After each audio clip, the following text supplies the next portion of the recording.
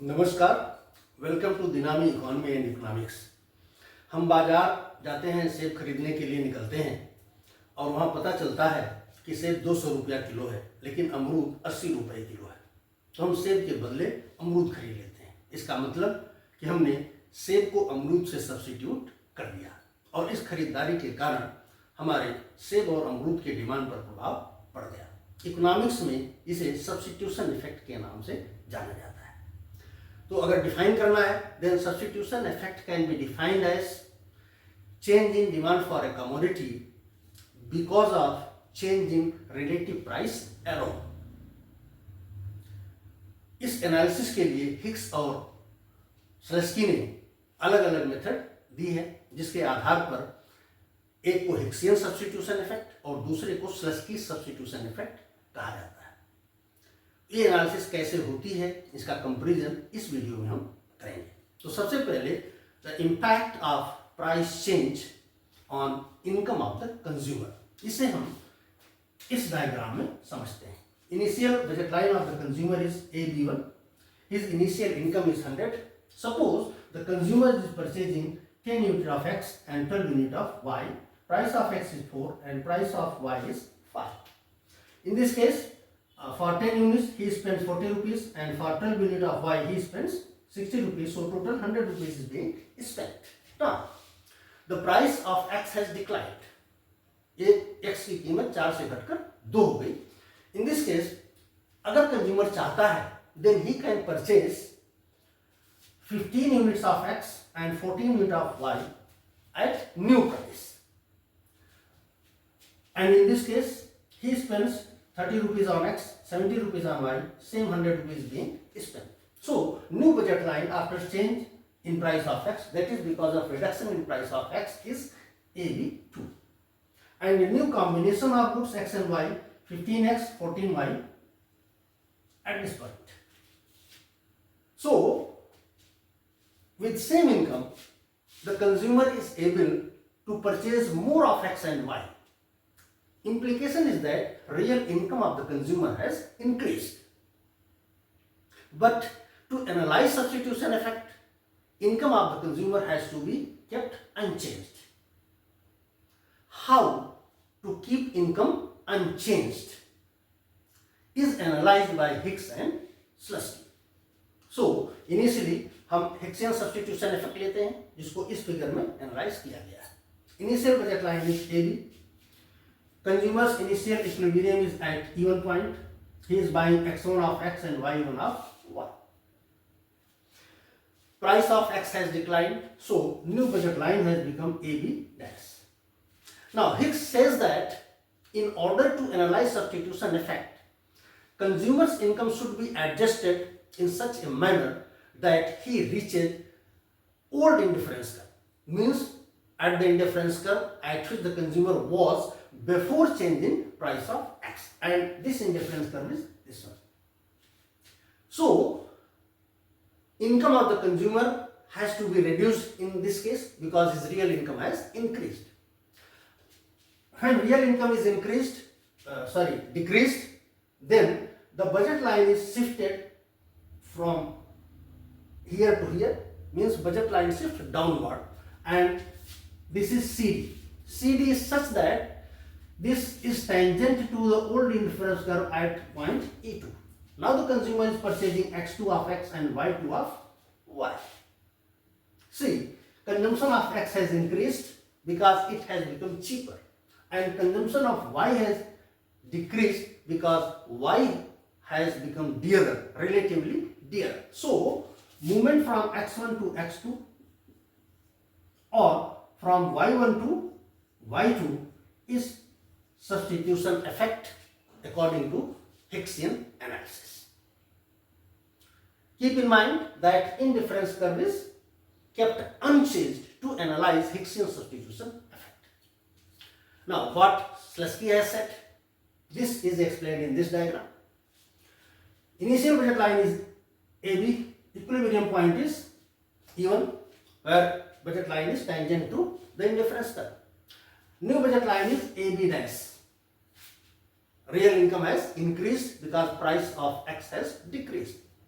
So Slutsky says that in this case, to analyze substitution effect, income of the consumer should be adjusted in such a manner that the consumer can purchase old combination of goods if he wishes so. It means in this case real income is reduced, so budget line shifts downward, and this shifts in such a way that the new budget line CD passes through the initial equilibrium point E1. Because when budget line passes through E1, the consumer can purchase this combination if he wishes so. Now the equilibrium point, obviously the new equilibrium point will be at another indifference curve, because for consumer to be in equilibrium, budget line must be tangent to the indifference curve, and this tangency is taking place at this point E2. At E2 point, the consumer is buying X2 of X and Y2 of Y. Again, movement from X1 to X2 and from Y1 to Y2 is substitution effect. Now the question is how to calculate the amount of income to be adjusted. This is explained here. This is equation of budget line. P1, Px1 is initial price of X, Py is price of Y, and I1 is income. Since price of X has declined, new income required to purchase old combination is expressed by this expression, Px2 into X1 plus Py into Y. Price of Y is unchanged, price of X has changed, and required income is I. Now, if we reduce this from this, then these two cancel because price and quantity both are same. In this case, Px1 minus Px2, X1 a common हो गया, and here is I1 minus I2. Now, this is delta P X1 and this is delta I. So, the amount of money to be adjusted is delta I in case of Slutsky's substitution effect. This method is called, or this amount is called cost difference, and in case of Hicks, the amount of money which is to be adjusted to bring the consumer back to the old indifference curve is called compensating variation in income. So Slutsky's method is called cost difference method, and Hicksian method is called compensating variation in income method. Now we can make comparison of Hicksian and Slutsky's substitution effect, and this is done in this figure. In this figure, initial budget line is AB, new budget line is AB dash, initial equilibrium is at E0, X0 is bought and Y0 is bought. New budget line AB dash, so income has to be adjusted. According to Hicksian analysis, the income is reduced such that the adjusted budget line CD becomes tangent to the old indifference curve, and this is point EH. In this case, the consumer is purchasing XH of X and YH of Y. So this is Hicksian substitution effect. In case of Slutsky, the adjusted budget line is CD dash,